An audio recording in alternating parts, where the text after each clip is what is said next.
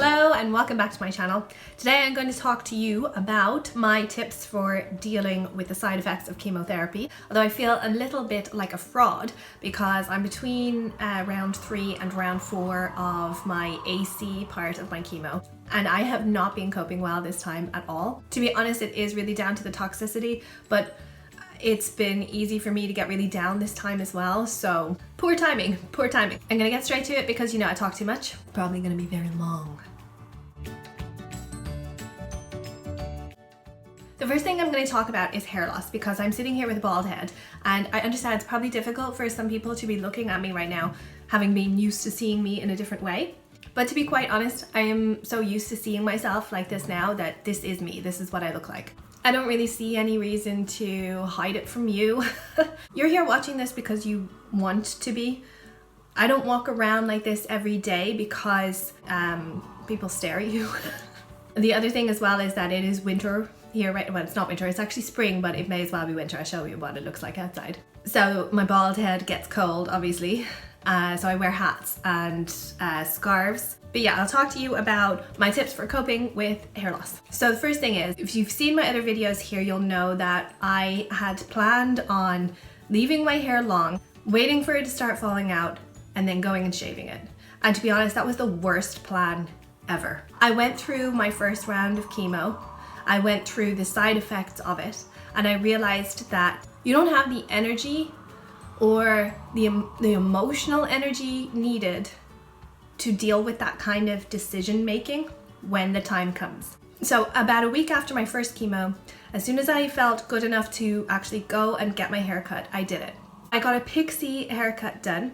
I never in my life would ever have imagined getting a pixie haircut, but I did it, and I looked fine. Everybody was really nice about it, and you know what, it was a really good decision to go and get that short haircut done. Then when my hair started to fall out, if I recall correctly, it was day 17 after the first infusion. That's when you start to see it coming out on your pillow. If you ran your fingers through your hair, you'd see it on your fingers. I knew my hair was gonna go, and I did have the short hair, but I could not go and get it shaved. I just couldn't bring myself to doing it.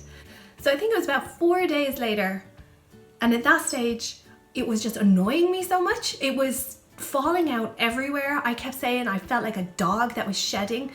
I could just see the hair on everything, everywhere. It was a mess. So I went and I got the buzz cut. After you get the buzz cut, you'll still have short hairs. It will still be coming out. You will see that on the inside of your caps, hats, scarves. Oh, chemo beanies. These things. These are actually what I wear all of the time. Now, I think it makes me look even more like I have cancer when I wear them, so that's why I didn't wear it in this video, but just these little guys.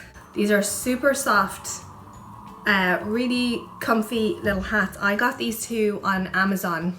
This one is a sort of a tie one, a bandana-y one. I don't like this one as much, to be honest. I would just recommend getting these ones. These are so good for when the hair is falling out, because for me personally, it was painful. It was almost as if the follicles in the skin were, you know, opening up and the hair was able to move around in it. I have no idea if that is actually true or not, but that is what it feels like. So if you had your head on your pillow and you had your short little hairs, you can feel them moving, and it's so sore. It's really sore. The only way to sleep was with something on my head. Yeah, they make the whole thing a lot more comfortable. And then now, once the hair is gone, I wear them because it keeps your little head warm, you know? After the buzz cut, you will continue to lose the hair. When I was having a shower, when my head would get wet is when loads of it would start to come out. So I stayed with my sister one weekend, and I was really self-conscious about it. I mean, she was totally fine with it and she knew about it, but I was still really self-conscious about it when I would be in the shower because the hair went everywhere. It was like shaving it every time, and the hair would just be flying all over the place. It was, you know, and I was going around afterwards trying to clean up all these little bits of hair. So after I would have a shower, then I would go outside the front and take a towel and just scrub it really to just try and get all of the excess off so there would be as little on the pillow as possible. It was only when I actually got home that I ran a bath, I got in the bath, and I just literally lay down in the bath and did that. Just kept on doing that, just rubbing my head under the water. When I sat up, the water was so dark. There was so much hair. Ooh. That is something that I definitely should have done sooner. Again, if I'd done that at my sister's house, I know she wouldn't have minded, but I only got the idea once I was home, you know. I have to say as well though that was, I mean, every time that I would have a shower or when I was doing that in the bath, it's very emotional. It's hard to feel all your hair coming out and see it coming out, and also to see it everywhere and having to clean up that mess. It's like you had a baby and then you had to clean up after yourself. That would just not be the ideal situation. After you remove as much hair as possible, you will I was still left with some bits of hair, so I had to shave it. Now my cousin sent me a message, he shaves his head as well, so he recommended the Gillette Fusion. This one comes in an orange packet, it has 5 blades in it, it's in the men's section, and then also it's the King of Shaves Aloe and Tea Tree Shave Gel. It worked like a charm. Didn't nick myself, didn't get any razor burn at all. He also described exactly how to do it. I won't go into that now, but if you want to know, you can send me a message and I'll explain it to you as well. Before I lost my hair, I'd see these girls, you know, on YouTube and stuff like that, where they had bald heads while they were talking, and I just thought, oh my God, I'll never be able to do that. But you just embrace the bald head when it happens. I mean, what else are you gonna do? There are good things that come with losing your hair. First thing is, you don't have to wash it. Washing my hair was always a really annoying thing because it involved drying my hair. You can go for a walk in any weather and not worry about your hair frizzing. That's a great one. Having a shower where you didn't want to commit to the hair washing. You don't have to worry about the whole, well, I never wore a shower cap, I always wore a towel in my hair because that was the best way to keep it super dry. But you know, you don't have to do any of that stuff, and it's just not a nuisance, you know, it's great. Also, you can have fun. So you know that I have my proper wig. I also got these bad boys. Huh? I ordered these off Amazon as well. They are just cheap, like synthetic wigs, because why not, you know? So this one, I wish I had got the green one in the same as this because it has a fringe on it and it's so good. So there we go, we've got the pink one. And I really like this because I feel like it makes me look like one of those people that's really cool and edgy, you know, and I'm not. I always feel like a drag queen at this point. Yeah, so this one requires a hat because, and I don't have my hats are downstairs, but this is the hat that I have right now. Because there's no fringe on it like the other one, so it looks a bit clowny, do you know? So I think the hat fixes it. It's fun, you know? Fun with wigs, fun with flags. And this is my #1 side effect of the chemotherapy, the nausea. Obviously, I have got medication from my doctors for nausea. It doesn't really work that well, to be honest. Also, I'm in Ireland. What we are given here is different to what people are given in the States, for example. If you're interested, I take the E-Mend. I mean, I think everybody takes the E-Mend, which is you take it before your chemo, you take it the next morning, and then you take it the morning after that. Zofran, also called ondansetron. Cyclizine. I now have Stemetil, but that is nausea related to migraine. That's what I take. This time I've discovered some other things that you can take which are not medications and they are approved by doctors. Actually, thanks to my Aunt Carmel. She sent me a care package which had all kinds of things in it that you would need when you're going through chemotherapy. In it were these things called gingins, and there was also these sweets called Queasy Drops. So the gingins were amazing. I went to Holland and Barrett and got loads more of them. They are little chewy things, the texture of toffee, but they're ginger flavored. It sounds like the most awful thing. I swear, when I saw them, I thought, oh, I'm not sure if I'm going to be able for that. But they turned out to be the best thing. There's literally only 2 of these actual ones left. I couldn't find these. I have yet to find these somewhere in Ireland. But in place of them, I actually got these little sweets that are sugar-free. I always see them in pharmacies. I actually got them in Holland and Barrett, but I have seen them in pharmacies because I think that they're okay for diabetics. Oh, do you know what? I should have read the back of this because it says excessive consumption may produce laxative effects. And that happened, and I was really confused. Now I am not so much. Don't say I didn't warn you. I certainly didn't warn myself.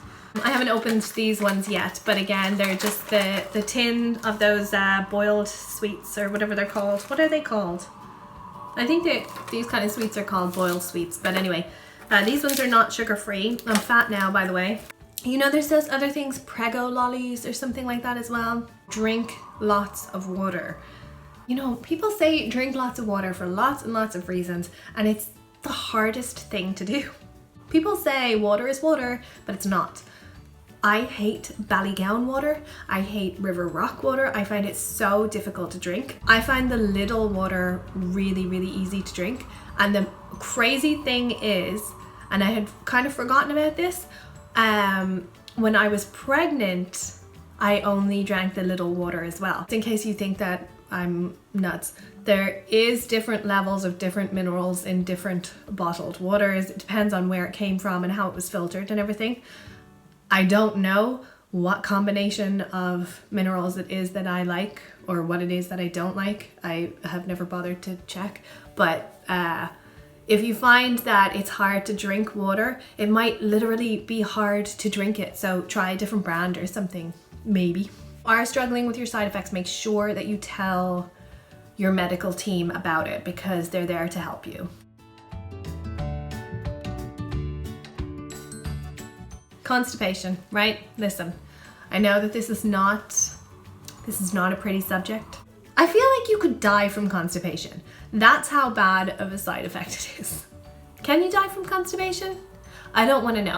Jokes aside, it's actually an awful thing. Okay, so top tips for dealing with constipation. Number 1 thing is the water. Again, if you're drinking enough water, that should really help you. I mean, it's definitely not going to cure it or make it go away at all, but it definitely helps. Second thing is that diet can help. Now that's a difficult one, especially if you're feeling nauseous or if you have no appetite, because to be honest, all you're going to do is eat what you want to eat.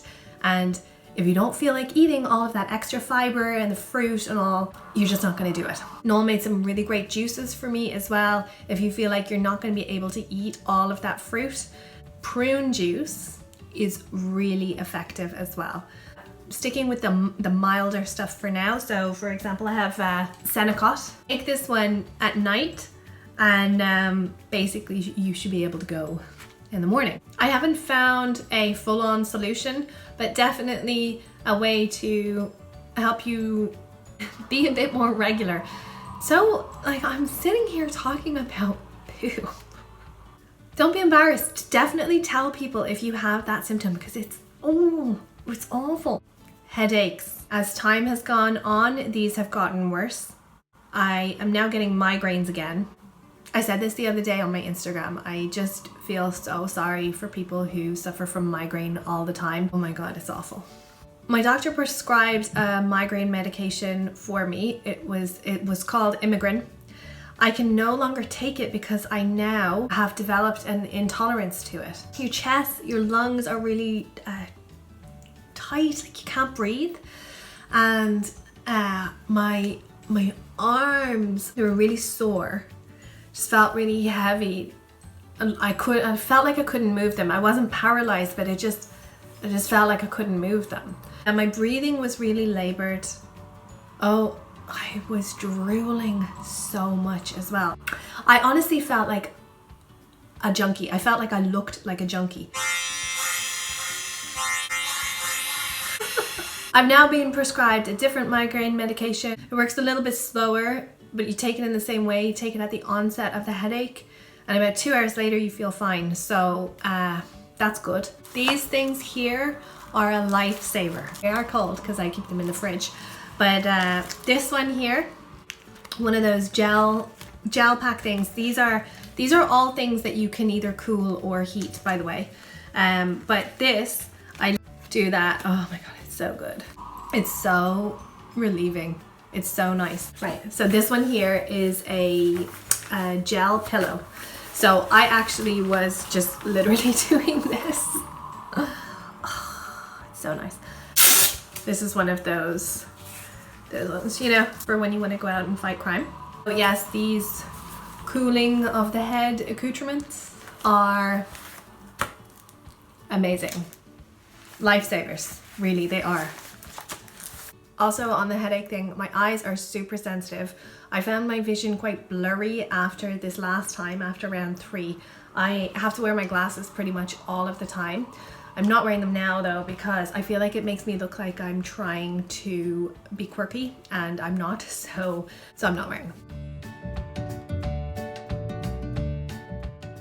Basically, the main thing that I noticed pretty much straight away actually was having really dry skin.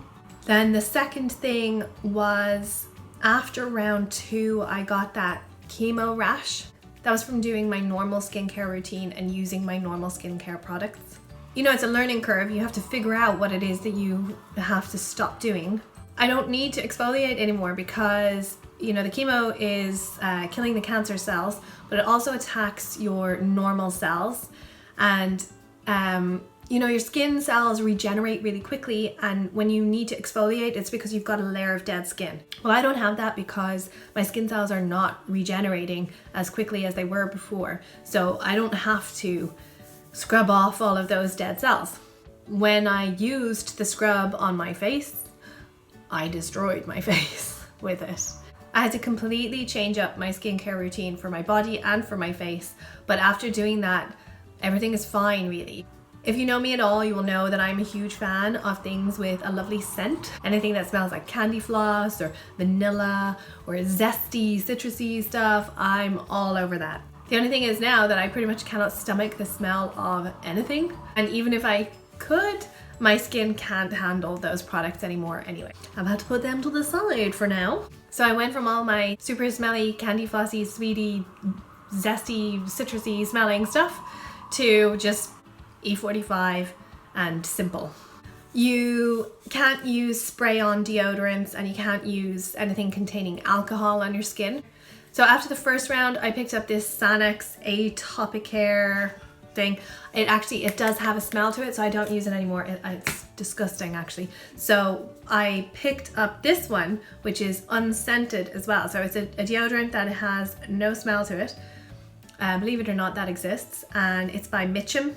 The face cream that I'm using is by Simple. There's no harsh chemicals in it. There's no scent or anything, and it does the job. In general, my body is fine because I'm using the E45 emollient in the shower. If for some reason I need to use a moisturizer, I'm using the Aveeno. My son has eczema, so he actually uses this. He has really sensitive skin, and because this worked for him, I thought it's definitely going to work for me. It's really effective. And again, no reactions to it. The reason I picked Vichy is because my mom used to see this dermatologist years and years and years ago, and the products that were recommended to her were Vichy. So I kind of thought if a dermatologist is recommending this, then it's got to be a safe kind of brand to use. Do you ever notice it's impossible to say the name of Vichy products with your normal accent? Don't Ideal. It's the illuminating foundation. It has SPF 20 in it. It says it's hypoallergenic and it's for sensitive skin. So went with that and it's worked out fine for me. So I know that this doesn't really address all of the side effects of chemotherapy at all, but these are the ones that bother me the most and the ones that I've found kind of things to help myself through it. Hopefully it will help you or help someone you know. If you see some stuff here, you know, you could gift them to your friend or something. So yes, anyway, that is it. If you're not subscribed already, you can click the red button, the red subscribe button below, and there's also a little bell next to it. If you click the bell, it'll notify you when I put videos up, because I know a lot of people tell me that the videos aren't showing up for them, and I share it on my personal Facebook and I share it on Instagram as well, but if you're interested. Okay, so I'm going to go now. Thank you very much for watching, and I'll see you in the next one. Bye!